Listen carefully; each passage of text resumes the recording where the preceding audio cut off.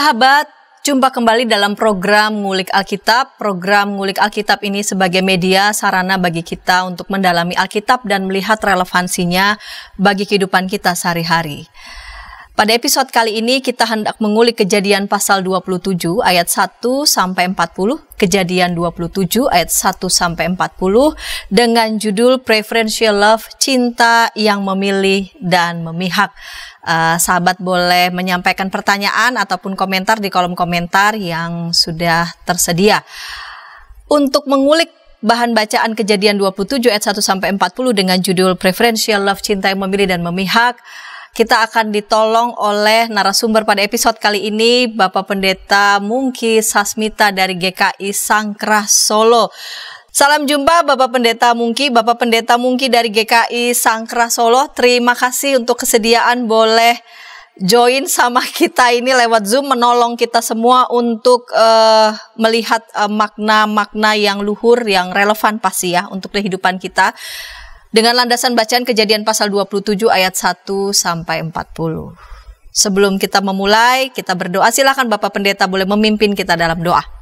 Ya, mari kita awali dengan berdoa bersama. Mari kita berdoa.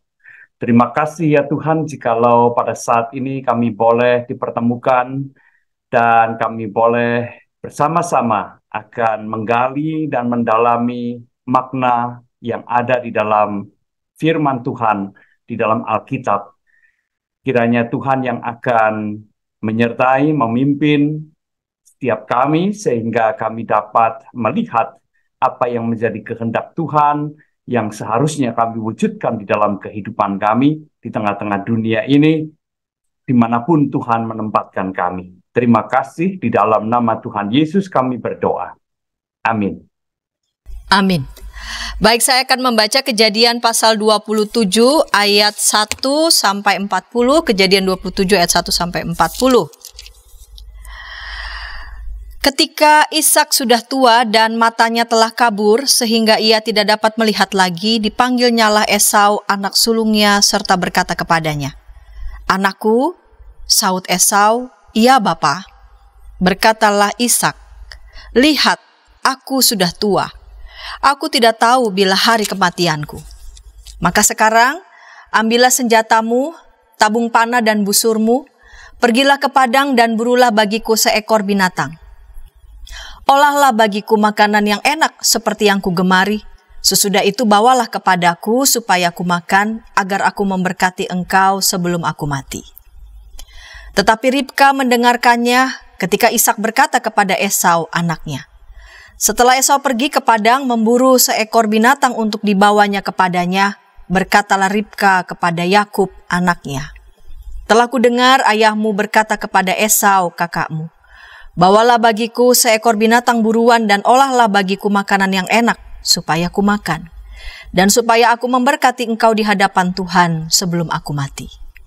Maka sekarang, anakku, dengarkanlah perkataanku seperti yang kuperintahkan kepadamu. Pergilah ke tempat kambing domba kita, ambillah dari sana 2 anak kambing yang baik, maka aku akan mengolahnya menjadi makanan yang enak bagi ayahmu seperti yang digemarinya. Bawalah itu kepada ayahmu supaya dimakannya agar dia memberkati engkau sebelum ia mati."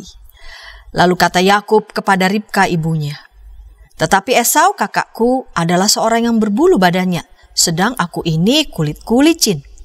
Mungkin ayahku akan meraba aku. Maka nanti ia akan menyangka bahwa aku mau memperolok-olokkan dia. Dengan demikian, aku akan mendatangkan kutuk atas diriku dan bukan berkat." Tetapi ibunya berkata kepadanya, "Akulah yang menanggung kutuk itu, anakku. Dengarkan saja perkataanku. Pergilah, ambil kambing-kambing itu." Lalu ia pergi mengambil kambing-kambing itu dan membawanya kepada ibunya.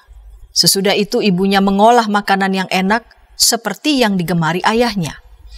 Kemudian Ribka mengambil pakaian yang indah kepunyaan Esau anak sulungnya, pakaian yang disimpannya di rumah, lalu disuruhnyalah dikenakan oleh Yakub anak bungsunya. Dan kulit anak kambing itu dipalutkannya pada kedua tangan Yakub dan pada lehernya yang licin itu. Lalu ia memberikan makanan yang enak dan roti yang telah diolahnya itu kepada Yakub anaknya. Demikianlah Yakub masuk ke tempat ayahnya serta berkata, "Bapa," sahut ayahnya, "Ya anakku, siapakah engkau?" Kata Yakub kepada ayahnya, "Akulah Esau anak sulungmu. Telah kulakukan seperti yang bapa katakan kepadaku. Bangunlah, duduklah dan makanlah daging buruan masakanku ini, agar bapa memberkati aku." Lalu Ishak berkata kepada anaknya itu, "Lekas juga engkau mendapatnya anakku?" Jawabnya, "Karena Tuhan Allahmu membuat aku mencapai tujuanku." Lalu kata Ishak kepada Yakub, "Datanglah mendekat anakku supaya aku meraba engkau. Apakah engkau ini anakku Esau atau bukan?" Maka Yakub mendekati Ishak ayahnya dan ayahnya itu merabanya serta berkata, "Kalau suara, suara Yakub. Kalau tangan, tangan Esau."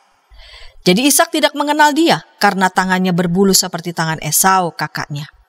Ishak hendak memberkati dia, tetapi ia masih bertanya, "Benarkah engkau ini anakku Esau?"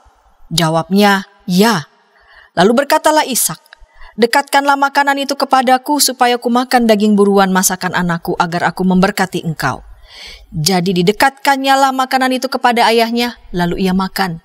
Dibawanya juga anggur kepadanya, lalu ia minum. Berkatalah Ishak ayahnya kepadanya, "Datanglah dekat-dekat dan ciumlah aku anakku." Lalu datanglah Yakub dekat-dekat dan diciumnyalah ayahnya. Ketika Ishak mencium bau pakaian Yakub, diberkatinyalah dia, katanya, "Sesungguhnya bau anakku adalah sebagai bau padang yang diberkati Tuhan. Allah akan memberikan kepadamu embun yang dari langit, dan tanah-tanah gemuk di bumi dan gandum serta anggur berlimpah-limpah. Bangsa-bangsa akan takluk kepadamu, dan suku-suku bangsa akan sujud kepadamu. Jadilah tuan atas saudara-saudaramu, dan anak-anak ibumu akan sujud kepadamu. Siapa yang mengutuk engkau, terkutuklah ia, dan siapa yang memberkati engkau, diberkatilah ia." Setelah Ishak selesai memberkati Yakub, dan baru saja Yakub keluar meninggalkan Ishak ayahnya, pulanglah Esau kakaknya dari berburu. Ia juga menyediakan makanan yang enak lalu membawanya kepada ayahnya. Katanya kepada ayahnya, "Bapa, bangunlah dan makan daging buruan masakan anakmu agar engkau memberkati aku." Tetapi kata Ishak ayahnya kepadanya, "Siapakah engkau ini?"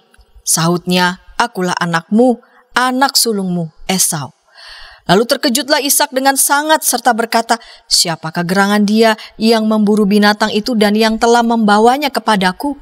Aku telah memakan semuanya sebelum engkau datang dan telah memberkati dia, dan dia akan tetap orang yang diberkati."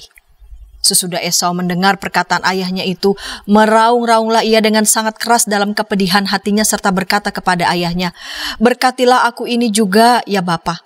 Jawab ayahnya, "Adikmu telah datang dengan tipu daya dan telah merampas berkat yang untukmu itu." Kata Esau, "Bukankah tepat namanya Yakub, karena ia telah 2 kali menipu aku. Hak kesulunganku telah dirampasnya dan sekarang dirampasnya pula berkat yang untukku." Lalu katanya, "Apakah Bapa tidak mempunyai berkat lain bagiku?" Lalu Ishak menjawab Esau, katanya, "Sesungguhnya telah kuangkat dia menjadi tuan atas engkau dan segala saudara telah kuberikan kepadanya menjadi hambanya, dan telah kubekali dia dengan gandum dan anggur. Maka kepadamu apalagi yang dapat kuperbuat, ya anakku?" Kata Esau kepada ayahnya, "Hanya berkat yang satu itukah ada padamu, ya Bapa? Berkatilah aku ini juga, ya Bapa." Dan dengan suara keras menangislah Esau. Lalu Ishak ayahnya menjawabnya, "Sesungguhnya tempat kediamanmu akan jauh dari tanah-tanah gemuk di bumi, dan jauh dari embun dari langit di atas. Engkau akan hidup dari pedangmu, dan engkau akan menjadi hamba adikmu. Tetapi akan terjadi kelak apabila engkau berusaha sungguh-sungguh, maka engkau akan melemparkan kuk itu dari tengkukmu." Ya, Bapak Pendeta, ini cukup lumayan panjang bacaan kita, ada 40 ayat. Saya masih membaca TB versi yang pertama begitu. Bapak Pendeta, mengawali segmen pertama ini saya mengajukan pertanyaan, kira-kira konteks seperti apa ya yang katakanlah yang mengitari bacaan Kejadian pasal 27 ayat 1 sampai 40 ini? Iya, terima kasih Ibu Pendeta Santiani. Jadi kisah Yakub dan Esau ini sebenarnya merupakan bagian dari kisah para bapak bangsa, ya, dari sebuah rangkaian sejarah para bapak bangsa Israel yang sangat sangat panjang ya, dimulai dari Abraham dan seterusnya. Jadi tetapi kisah Ishak, Ribka, Yakub dan Esau ini sebenarnya juga bisa dilepaskan dari kisah itu, karena ini merupakan kisah yang berdiri sendiri. Dan jikalau kita memperhatikan, maka kisah Esau dan Yakub ini bisa dibaca mulai dari pasal 25. Kejadian pasal 25 itu sudah mulai atau membuka kisah tentang Esau dan Yakub, yaitu tentang kelahiran kedua anak kembar itu, dan terus berlanjut sampai dengan pasal yang hampir ya ke 30 ya, 33-an begitu ya. Tetapi toh tidak semua bagian itu berkisah tentang relasi Yakub dengan Esau. Sebagian besar justru banyak mengisahkan tentang Yakub ya, setelah ia lari dari rumahnya dan tinggal di rumah pamannya. Nah, itu menyita cukup banyak.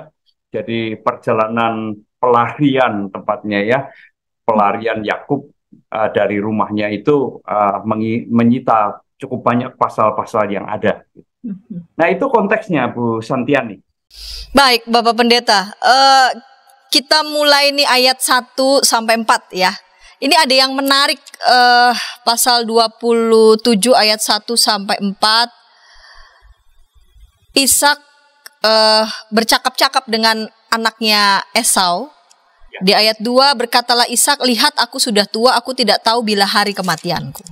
Maka sekarang ambillah senjatamu, tabung panah dan busurmu, pergilah ke padang dan burulah bagiku seekor binatang.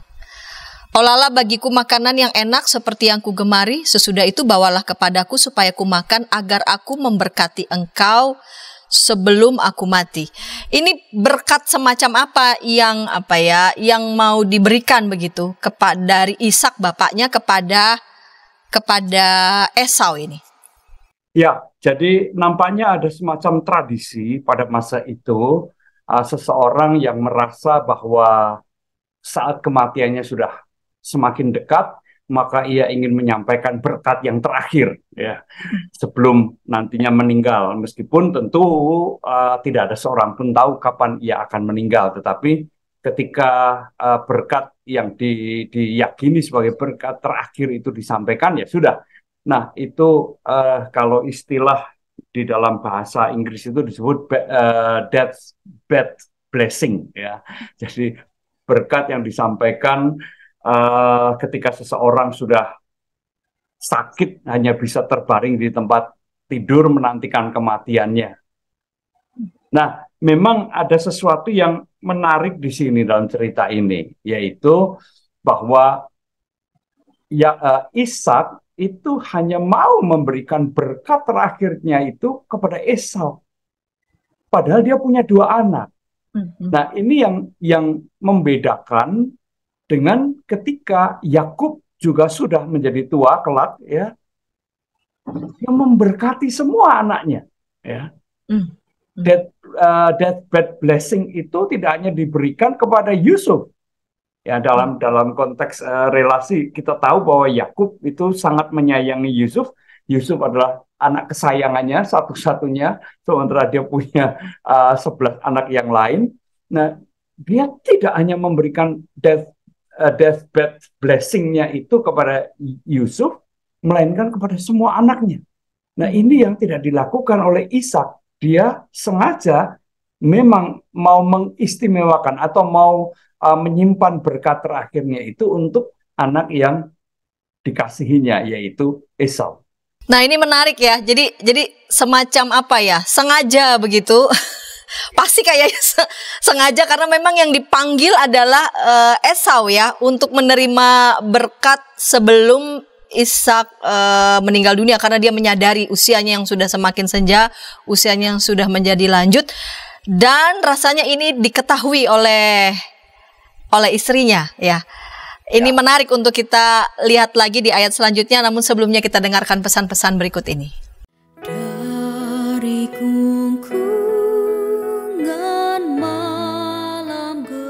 Nyanyikanlah nyanyian baru. Setiap hari Rabu, pukul 12 waktu Indonesia Barat. Dapat Anda nikmati di channel Lagu Rohani EKB GKI TV.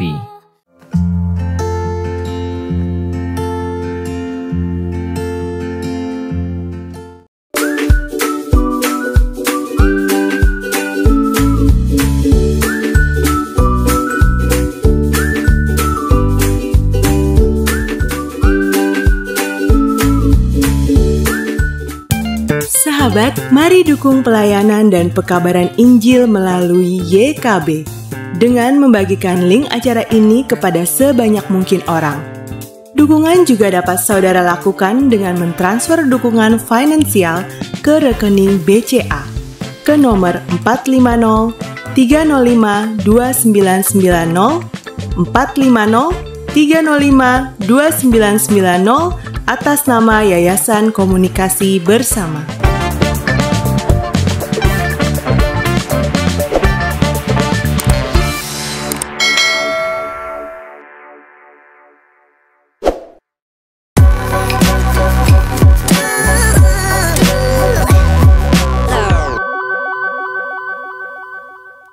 Sahabat, senang masih bersama dengan kami dalam program Ngulik Alkitab. Pada episode kali ini kita mengulik Kejadian pasal 27 ayat 1 sampai 40, Kejadian pasal 27 ayat 1 sampai 40 dengan judul Preferential Love, cinta yang memilih dan memihak. Saat ini kita sudah tiba di segmen yang kedua. Mari sahabat, saya mengajak sahabat boleh berinteraksi di kolom komentar yang sudah tersedia.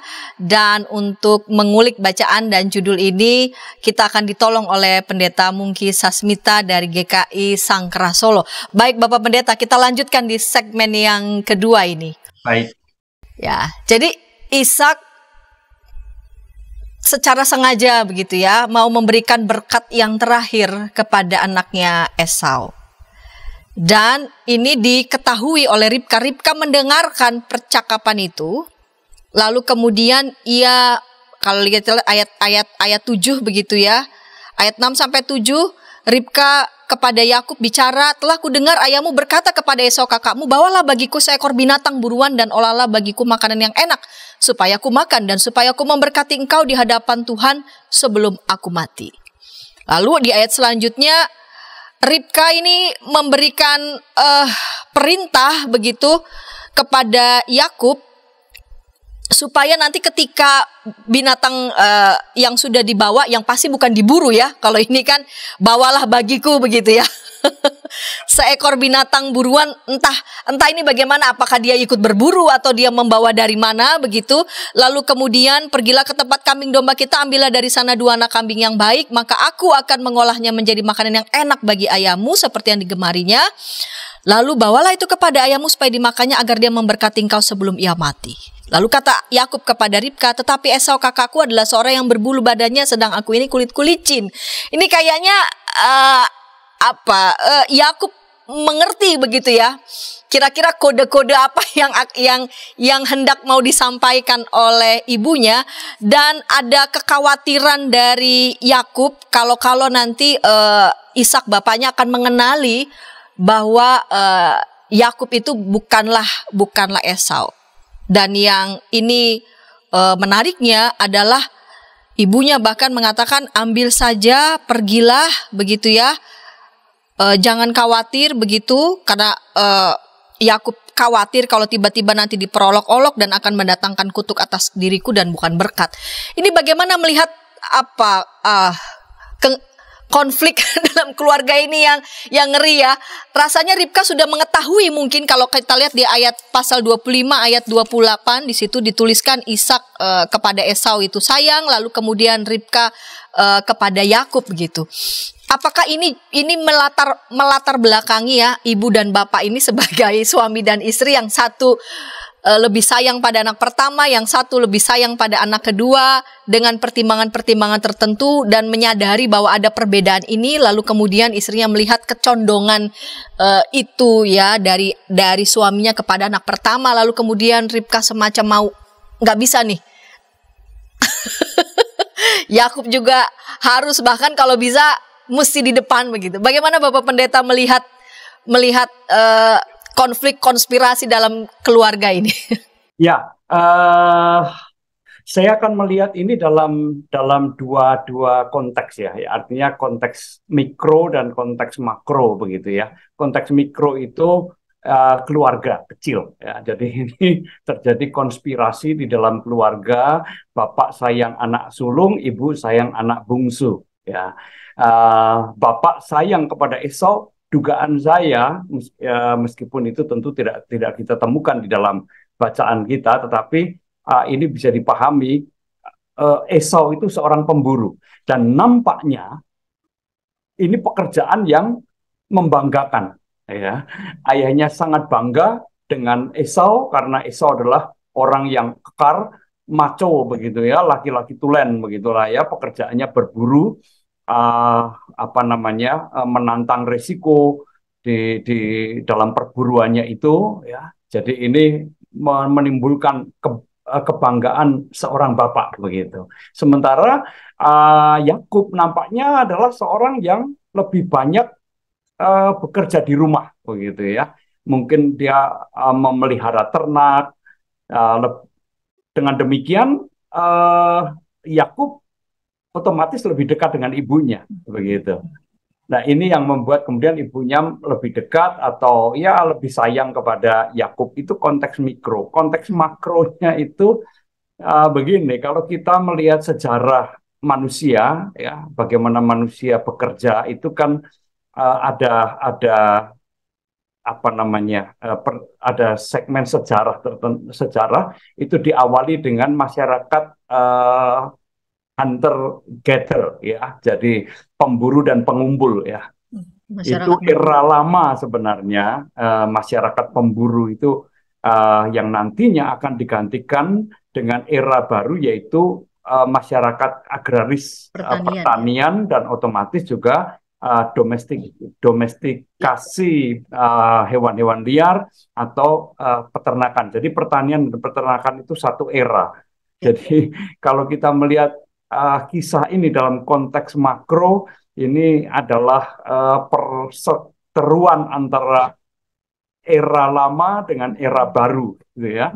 Bahwa era lama itu era perburuan atau pemburu, kaum pemburu, sementara era ini segera akan ditinggalkan dan diganti dengan era baru, yaitu petani dan peternak, begitu. Nah, kita bisa melihat itu dalam konteks makro maupun mikro, tapi mungkin juga lebih fokusnya ke bagaimana relasi dalam keluarga begitu ya, bahwa bapak dengan ibu itu bersaing mengasihi anaknya, dan sudah barang tentu ini juga akan berimbas pada relasi antara kedua anak itu sendiri, tidak bisa dihindarkan ya. Iya. Jadi ketika di hadapan anak begitu ya, di usia yang sudah bukan lagi usia remaja kan ini, sudah usia tua ya. Esau mungkin udah lebih dari 40, kalau di pasal sebelumnya di usia 40 begitu, lalu kemudian menikah ya, dua perempuan. Ini berarti kan bukan lagi usia kecil begitu ya, apalagi usia remaja. Artinya di hadapan mereka itu tampak jelas begitu bagaimana ibu dan bapak mereka pro yang satu, tidak yang lain, yang satu pro lebih ke ini dan tidak kepada yang lain. Menarik juga adalah kok bisa begitu ya Ribka dengan demikian, sadarkah aku yang menanggung kutuk itu, anakku dengarkan saja perkataanku, pergilah ambillah kambing-kambing itu begitu ya. Jadi bahkan demi supaya Yakub mendapatkan berkat utama, kalaupun datang kutuk itu biarlah sampai kepadaku begitu. Ya, itu pada satu sisi itu bukti kasih sayang seorang ibu.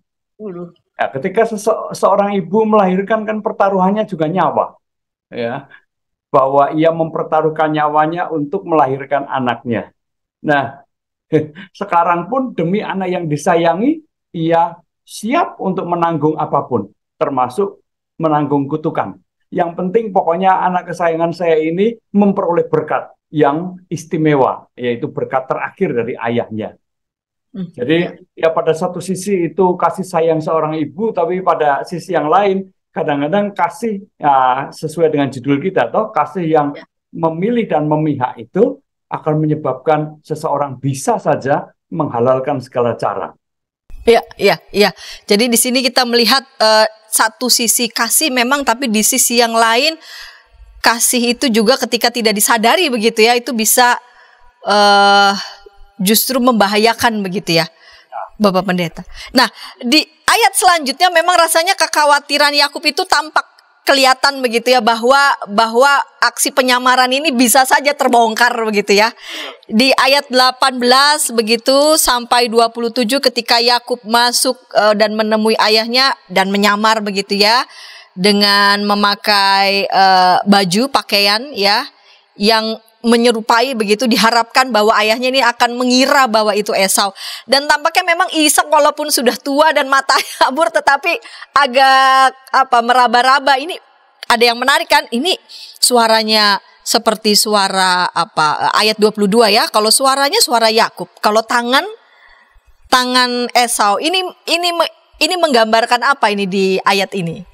Ya, jadi kalau kita memperhatikan percakapan antara Yakub dengan Ishak, nampaknya sejak awal Ishak sudah ragu-ragu ini. Kok begitu cepat ya? Jadi belum berapa lama Esau pergi, sudah datang seseorang yang mengaku dirinya Esau. Itu sudah menimbulkan kecurigaan atau keheranan paling tidak ya. Keheranan di dalam diri Esau, di dalam diri Ishak. Oh, kenapa cepat sekali?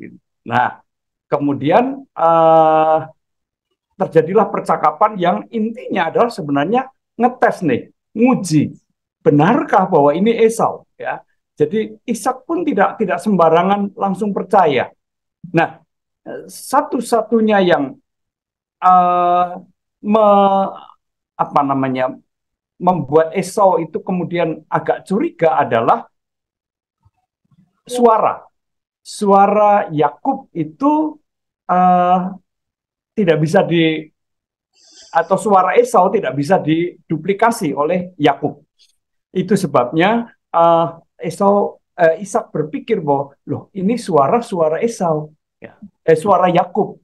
Tetapi perawakannya kemudian di leher, lengan yang sudah dibalut dengan kulit anak kambing tadi, ini kok kayak Esau. Kemudian juga karena Yakub mengenakan pakaian Esau, Ishak mencium, atau ketika Yakub diminta untuk mencium dirinya, Ishak mencium bau pakaian Esau, sehingga kemudian dia percaya gitu.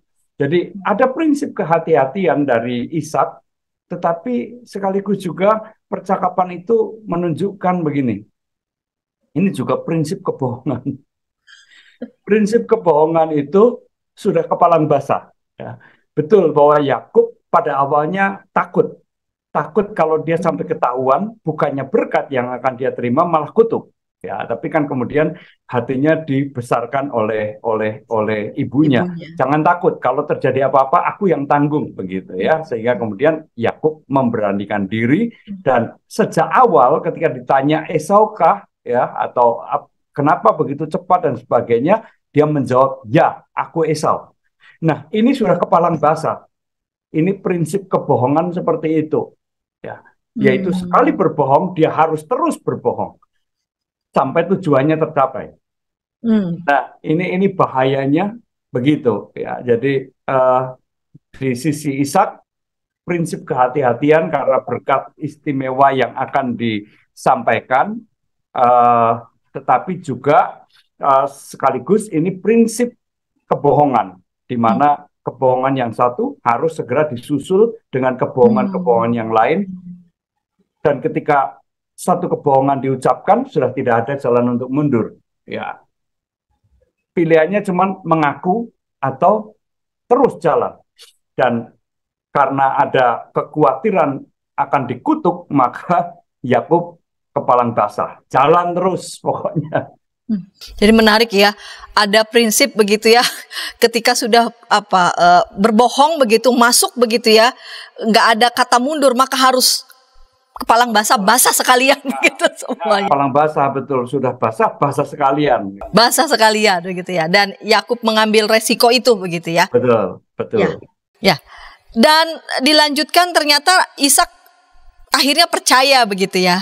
Akhirnya percaya, Dan lalu kemudian ada berkat yang diberikan diberikan oleh Ishak kepada Yakub ayat 27b sampai 29.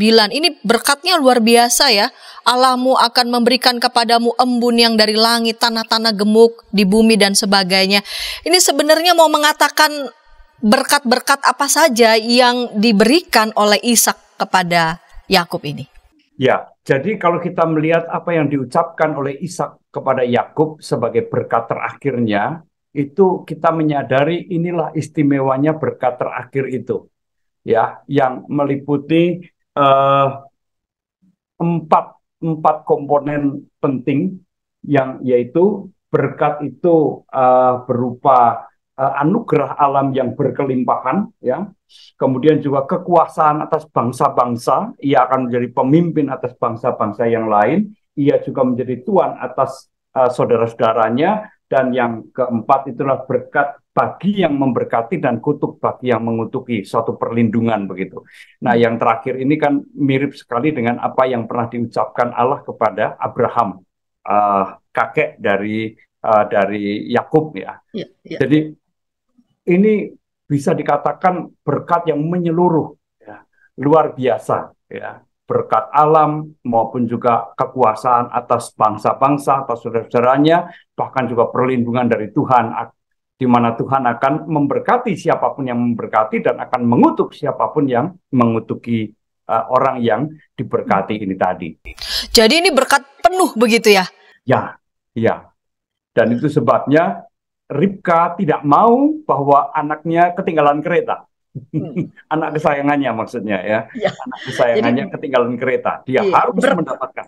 Berkat penuh, berkat yang sempurna itu ya. Ribka tahu betul bahwa berkat ini nggak main-main begitu. Maka harus direbut begitu ya oleh anaknya Yakub. Dan di ayat selanjutnya ada babak lain ini yang menarik dan dramatis begitu ya. Ketika Ishak sudah menyampaikan berkat yang luar biasa itu, lalu kemudian ayat 30, pulanglah Esau kakaknya dari berburu. Dan kita akan lihat di ayat selanjutnya bagaimana ini peristiwanya yang sudah diberikan terlanjur begitu. Lalu kemudian scene selanjutnya Esau lalu kemudian datang dari aktivitas berburunya membawa apa yang diminta oleh ayahnya di segmen ketiga. Namun sebelumnya kita dengarkan pesan-pesan berikut ini. Tanganku dipegang. Injil dalam Melodi. Setiap hari Kamis, pukul 12 waktu Indonesia Barat. Dapat Anda nikmati di channel Bedah Lagu YKB GKI TV.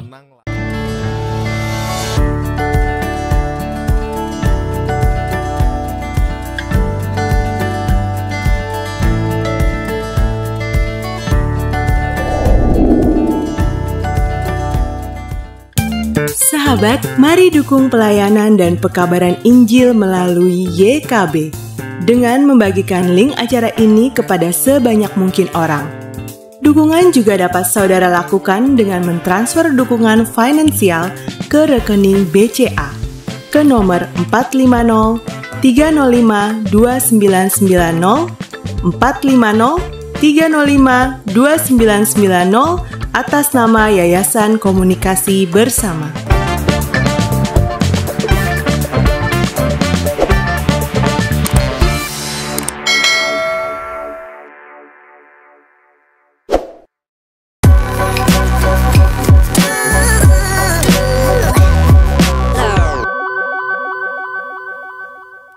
Sahabat, senang masih bersama dengan kami dalam program Ngulik Alkitab. Pada episode kali ini kita mengulik Kejadian pasal 27 ayat 1-40 dengan judul Preferential Love, Cinta yang Memilih dan Memihak. Kita sudah tiba di segmen yang ketiga. Pada episode kali ini kita ditolong oleh narasumber kita, Pendeta Mungki Sasmita dari GKI Sangkra Solo. Mari sahabat boleh berinteraksi di kolom komentar yang sudah tersedia. Baik Bapak Pendeta, kita lanjutkan di segmen ketiga ini, segmen penutup. Setelah Ishak memberikan berkat yang semestinya begitu ya, berikan kepada Esau, ternyata ia berikan kepada Yakub. Lalu kemudian Esau datang dari aktivitas berburunya. Dan ini adalah dialog yang cukup krusial dan menegangkan, karena ketika dia sudah selesai dari aktivitas berburu, lalu kemudian ia katanya kepada ayahnya, "Bapak, bangunlah dan makan daging buruan masakan anakmu agar engkau memberkati aku." Lalu kemudian nampaknya Ishak bingung begitu ya. Yang tadi itu berarti siapa begitu? Padahal berkat sudah terlanjur begitu ya, terucap begitu. Dan itu diberikan kepada saudaranya. Bagaimana Pak Pendeta melihat ini nih? Iya, jadi berkat terakhir, ya namanya juga ter itu kan paling ya. Jadi tidak ada ulangan, sekali diberikan ya sudah, itu udah selesai begitu. Nah, Esau tentu saja sangat sedih, ya campur aduk lah ya, sedih, marah karena dia merasa ditipu ya.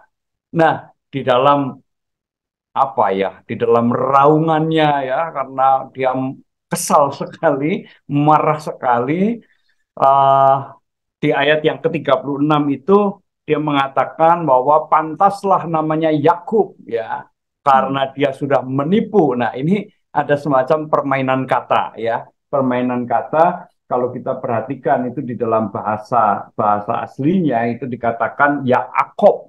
Yaakov itu namanya Yakub telah 2 kali menipu aku.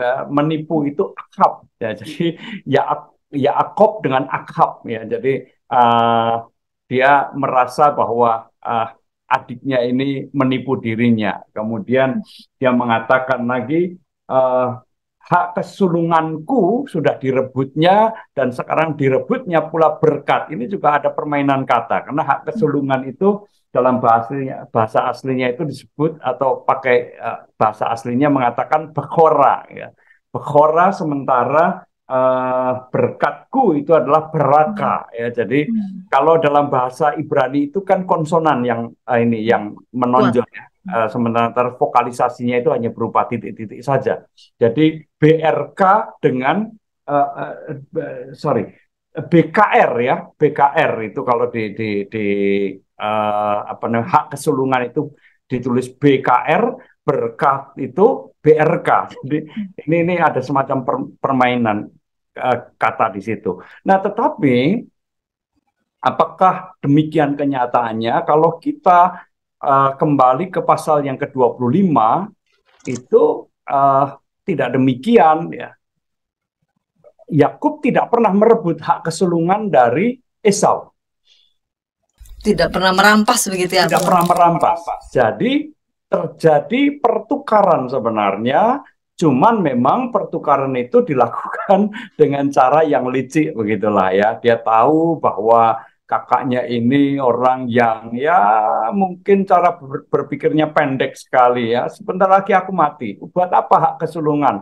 Udahlah, ambil aja gitu. Karena dia sangat kelaparan dan dia sangat ingin menikmati roti dengan semangkuk bubur kacang merah buatan Yakub yang namanya sangat tercium baunya lezat sekali begitu ya.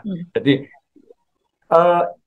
Esau sendiri sejak awal sudah meremehkan, padahal yang namanya hak kesulungan itu betul-betul pemberian Allah, rahmat dari Allah. Nggak mungkin diraih oleh manusia, karena setiap keluarga hak kesulungan itu hanya satu, anak sulung kan cuma satu, kan nggak mungkin. Sekalipun anak itu kembar seperti Yakub dan Esau, toh Esau yang keluar duluan atau yang lahir duluan, baru kemudian Yakub. Itu berarti bahwa ini merupakan pemberian anugerah Allah. Tapi Esau meremehkan itu, menganggap itu tidak ada artinya, tidak ada gunanya. Sementara kita aku mati.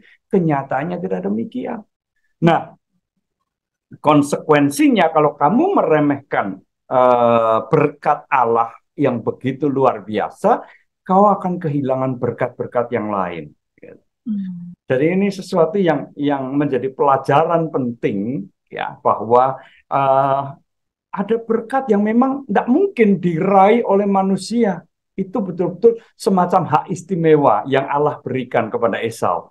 Tetapi ini dianggap angin lalu begitu oleh Esau. Jadi sangat-sangat disayangkan ya. Nah, Jadi, sekarang ketika ia kehilangan berkat terakhir dari ayahnya, dia meraung-raung, tapi semuanya sudah terlambat. Begitu. jadi boleh dibilang memang apa ya, Ribka punya andil begitu ya, mendorong begitu Yakub menjadi lalu kemudian menipu. Namun di sisi yang lain ada kelemahan begitu ya dari karakter Esau ini yang tak berpikir pendek, lalu kemudian cenderung meremehkan, dan kelemahan ini dikenali oleh saudaranya. Bagaimana Pak Pendeta tadi? Ya, jadi dalam kejadian ini semua pihak menurut saya bersalah, punya andil kesalahan. Jadi tidak bisa juga kesalahan ditimpakan pada Yakub seorang. Ya, ini melibatkan banyak orang. Kita bisa lihat satu, Ishak seharusnya dia memberikan berkat terakhir kepada dua anaknya. Kedua-duanya mesti dipanggil, aku sudah mau mati dan aku akan memberikan berkat terakhirku kepada kalian. Nah, itu bisa dilihat misalnya di dalam Kejadian pasal yang sebentar ya. Kejadian pasal yang terakhir, pasal 48.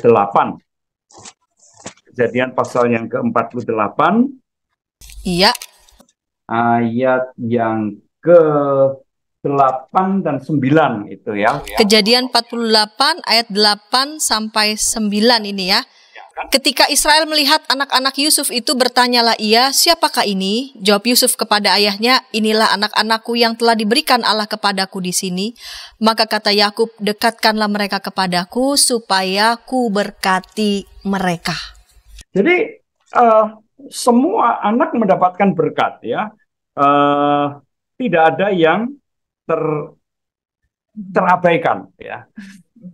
Sementara itu Ribka juga punya andil kesalahan. Dia merancang semua skenario penipuan ini dengan sangat teliti, sangat detail. Dia tahu persis apa yang bisa dilakukan untuk membohongi suaminya. Hanya satu yang tidak bisa, yaitu suara. Suara Esau tidak mungkin ditiru oleh Yakub, tapi perawakan yang lain bisa, dan ia persiapkan dengan sangat baik. Dia tahu masakan kesukaan suaminya, dia tahu bagaimana menyamar menjadi Esau, ya, sehingga kemudian Yakub bisa mendekati ayahnya. Lalu juga Esau yang meremehkan berkat kesulungan, hak kesulungan, dan kemudian berakibat fatal di kemudian hari. Tentu saja Yakub yang juga akhirnya kecemplung dalam konspirasi yang tidak sehat ini. Ya. Jadi semua pihak ini punya andil begitu ya? Punya andil kesalahan. Ya. Mengapa terjadi konspirasi ini? Ada kecenderungan juga mereka melihat mengenali karakter Ishak begitu yang kurang fair, tidak fair begitu ya? Boleh dikatakan begitu ya? Juga ikut andil, Ribka ikut andil, Esau ikut andil. Jadi semua anggota keluarga ini ikut andil begitu ya, kontribusi melakukan kesalahan ini. Lalu kemudian di ayat selanjutnya tetap saja begitu ya, Esau semacam tidak rela begitu. Yang pertama merasa sudah ditipu karena kelemahannya juga begitu ya. Akhirnya hak kesulungan itu lalu kemudian menjadi milik Yakub. Tapi tetap saja Esau meraung-raung minta berkat, masa cuma satu berkat yang Bapak mau berikan begitu, yang Bapak punya begitu. Apa nggak bisa saya juga dapat begitu. Lalu kemudian diberikanlah juga akhirnya dari Ishak ayahnya diberikan juga berkat kepada Esau. Menurut pandangan Bapak Pendeta, ini berkat semacam apa nih yang diberikan oleh Ishak kepada anaknya Esau? Ya, sebenarnya kalau kita memperhatikan itu dari ayat yang ke-39 ya, 39b sampai dengan ayat 40 itu sebenarnya ini bukan berkat ini. Ini lebih cenderung pada kutuk ya. Karena isinya 180 derajat berkebalikan dari apa yang diucapkan Ishak kepada Yakub ya. Kalau dikatakan kepada Ishak itu hidupnya akan selalu berada dalam rahmat alam yang luar biasa ya, berkat-berkat itu, sementara jauh dari tanah, jauh dari tanah yang gemuk dan sebagainya. Tetapi menurut saya ada yang menarik dari perkataan Esau, yaitu yang pada bagian terakhir. Barangkali bisa dibacakan 40b itu, Bu Santiani. 40b yang tetapi akan terjadi kelak apabila engkau berusaha sungguh-sungguh, maka engkau akan melemparkan kuk itu dari tengkukmu. Ya, jadi ini situasi atau kondisi ini bisa berubah jikalau Esau mau bersungguh-sungguh berusaha untuk mengatasi atau mengubah keadaan sehingga kuk itu akan bisa dilepaskan dari kehidupannya. Jadi ada catatan begitu sejauh Esau bersungguh-sungguh begitu ya, bekerja begitu. Ya, dan kemudian memang terbukti toh kalau kita membaca terus sampai pada perjumpaan ya. Perjumpaan pada akhirnya kan Yakub tidak mungkin menghindar terus. Pada akhirnya pada satu titik tertentu Yakub harus berjumpa dengan Esau. Kita membaca di sana betapa ketakutan Yakub itu luar biasa sehingga semua miliknya termasuk istri dan anak-anaknya sudah diserahkan, mau diserahkan saja ke kakaknya itu untuk meredakan kemarahan dan dendam kakaknya. Ya. Nah, tetapi kemudian apa yang terjadi dalam perjumpaannya? Esau mengatakan tidak, dia tidak mau menerima itu semua karena itu adalah milik adiknya dan dia tidak kekurangan apapun. Dia menolak karena dia sudah memiliki banyak, bahkan dugaan saya lebih banyak daripada yang dimiliki oleh Yakub. Nah, apa yang dikatakan oleh ayahnya itu kemudian menjadi terbukti bahwa entah apa yang terjadi selama rentang waktu yang cukup lama ya, lebih dari 20 tahun sejak Yakub lari dari rumah, Esau kemudian membangun kehidupannya dan ternyata ia juga memiliki banyak ya berkat di dalam kehidupannya. Nah, jadi itu toh apa yang dikatakan oleh ayahnya menjadi kenyataan. Iya, jadi menarik ya. Yakub walaupun menerima berkat yang penuh itu, namun dalam perjalanan hidupnya juga tidak mudah ya. Dalam pelarian, ketakutan begitu kan ya, kecemasan, ditipu pula begitu.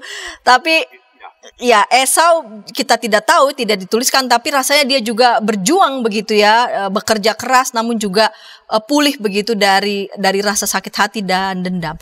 Dan di akhir segmen penutup ini Pak Pendeta, apa ya relevansi dari kisah tentang Esau dan Yakub ya bersama dengan ibu bapaknya ini untuk kehidupan kita berkaitan dengan judul kita Preferential Love, cinta yang memilih dan memihak ini. Setiap orang tua hendaknya menyadari ya, terutama kalau punya anak lebih dari satu ya. Jadi kita melihat bagaimana kita bisa menduga kenapa Ishak lebih sayang kepada Esau daripada ke Yakub ya. Kita bisa menduga dan dugaan itu tidak terlalu, menurut saya sih benar adanya. Bagaimana Ribka lebih sayang kepada Esau kepada Yakub daripada kepada Esau ya. Ada semacam kebanggaan tertentu yang membuat mereka dekat. Yang membuat si ayah lebih dekat kepada anak sulung, yang membuat ibu lebih dekat ke anak bungsu ya. Ada alasan-alasan tertentu dan seringkali itulah yang juga dialami oleh setiap orang tua. Kita punya kebanggaan. Oh, anak saya yang nomor 1 atau nomor 2 ini lebih pintar daripada anak yang lain. Sehingga ada semacam kebanggaan dan tanpa disadari mungkin bisa membuat pembedaan dalam ekspresi kasihnya kepada anaknya yang satu dan yang dibandingkan dengan yang lain. Nah, alangkah baiknya setiap orang tua selalu menyadari bahwa berapapun anak yang kita miliki itu adalah anugerah yang Tuhan berikan kepada kita untuk kita kasihi dengan kasih yang sama, dengan kasih yang adil, fair. Ya, ketika kita membuat pembedaan, sebenarnya kita sedang menabur benih-benih permusuhan yang dalam jangka waktu atau ke depan itu akan menjadi bencana buat rumah tangga atau buat keluarga. Orang tua mana sih yang tidak bersedih hati ketika di masa tuanya dia melihat anak-anaknya tidak bisa hidup rukun, tidak bisa akur, saling membenci, saling mendendam.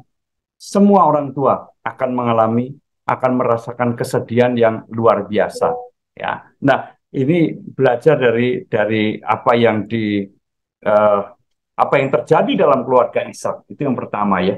Yang kedua, bisakah kita merebut berkat dari Tuhan? Ini sebuah pertanyaan yang sangat penting ya menurut saya.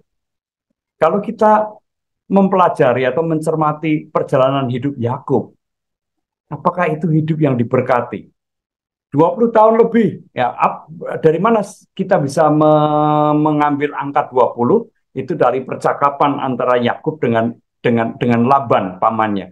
20 tahun aku bekerja, tidak ada kambing dombamu yang keguguran dan sebagainya dan seterusnya.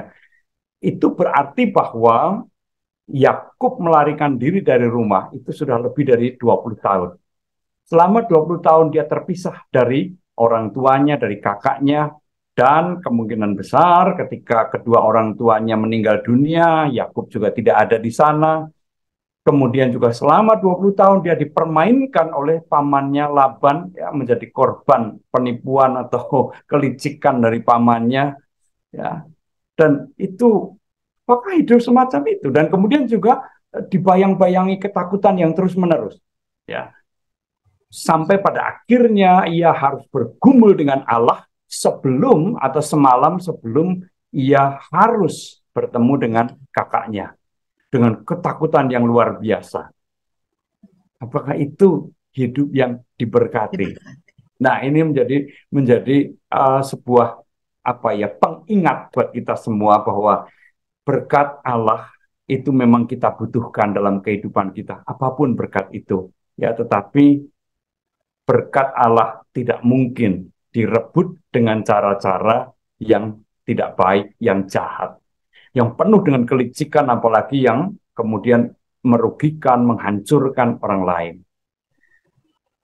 Ya. Itu pelajaran-pelajaran penting yang menurut saya perlu kita renungkan dari perjalanan hidup keluarga Ishak dan khususnya perjalanan hidup Yakub.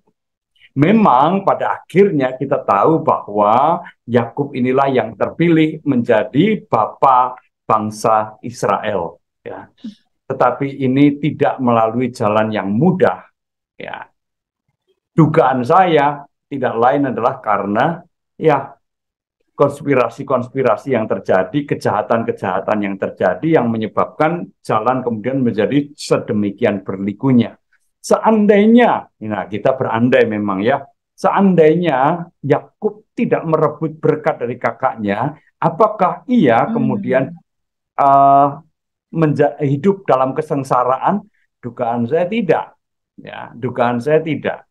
Karena bagaimanapun juga ia dipilih untuk menjadi bapak dari bangsa Israel. Ya, sehingga Allah berkuasa untuk memberkati, untuk memelihara Yakub dalam kehidupannya.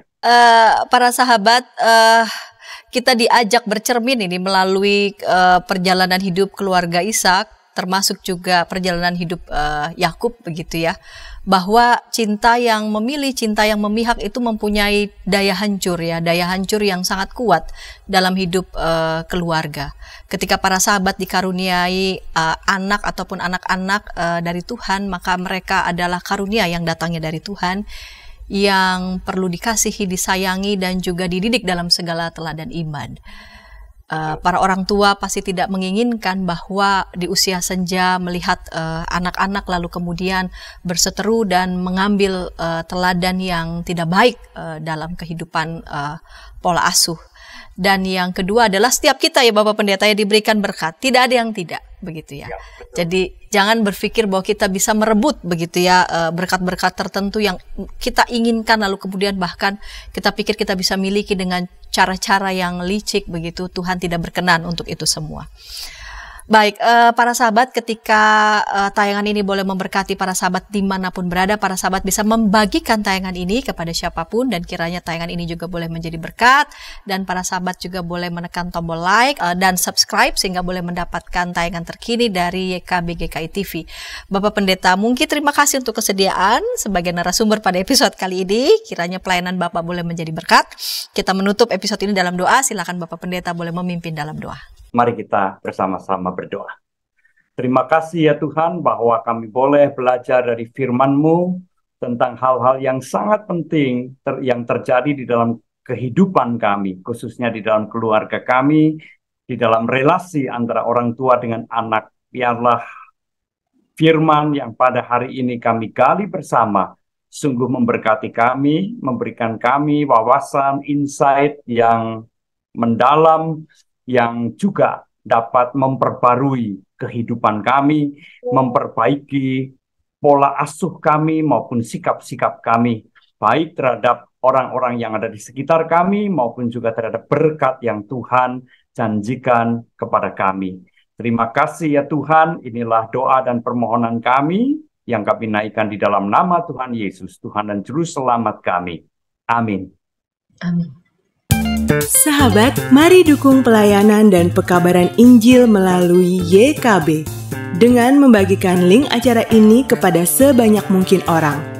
Dukungan juga dapat saudara lakukan dengan mentransfer dukungan finansial ke rekening BCA ke nomor 450 305 2990 450 305 2990 atas nama Yayasan Komunikasi Bersama.